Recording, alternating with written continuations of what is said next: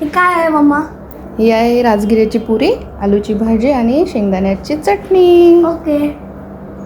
तर आता इथे मी राजगिऱ्याचं पीठ घेतलेलं आहे. बघू शकता इथे राजगिरा आटा लिहून आहे.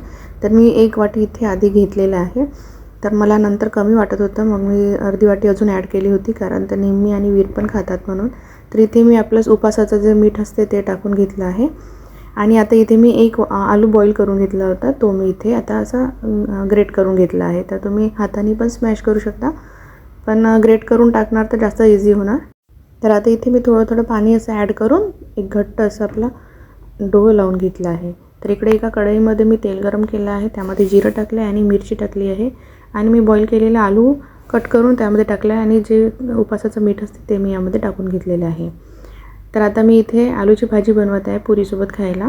तर मी एकदम सिंपल बनवली आहे. तुम्हाला जर अजून त्याच्यामध्ये म्हणजे कढीपत्ता किंवा तुम्ही कोरिअँडर वगैरे खात असेल तर तुम्ही ते पण ॲड करू शकता किंवा शेंगदाण्याचं कूट पण टाकू शकता, पण मी इथे शेंगदाण्याचं कूट ॲड नव्हतं केलं. तर अशा प्रकारे मी सिंपल भाजी अशी बनवली आहे. तर मी आता इथे स्मॉल पोर्शन घेऊन अशा छान पुरी लाटून घेतले. तर याचे काठं असे थोडेसे हे होतात, तर त्याला काही होत नाही. पण जर तुम्हाला एकदम गोल पाहिजे असेल तर तुम्ही याला थोडं गोल राऊंड शेपची एखादी वाटी वगैरे घेऊन तुम्ही याला कट करू शकता. पण मी हे असंच ठेवलं आहे. तर याचे कॉर्नर्स थोडे कधी कधी असे होतात. तर आणि ह्या पुऱ्या सगळ्याच फुगल्या होत्या ऑलमोस्ट. फक्त एखादी पुरी माझी नव्हती फुगली, पण ऑलमोस्ट सगळ्याच पुऱ्या छान अशा टम्म फुगल्या होत्या आणि छान क्रिस्पी झाल्या होत्या.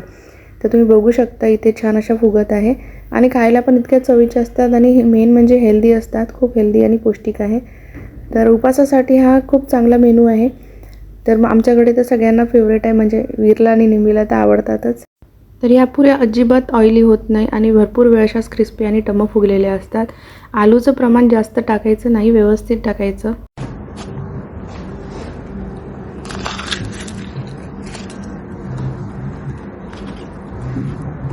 तुम्ही बघू शकता इथे आवाज किती क्रंची आणि क्रिस्पी होत्या, तर आणि छान टम्म फुगल्या होत्या आणि इतक्या खायला टेस्टी वाटतात त्या.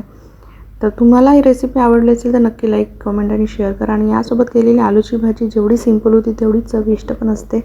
आणि यासोबत मी केली होती शेंगदाण्याची चटणी. तर तुम्ही बघू शकता इथे. तर भेटू अशा सिंपल इझी रेसिपीसोबत नेक्स्ट व्लॉगमध्ये. Bye bye. महाशिवरात्रीच्या हार्दिक शुभेच्छा.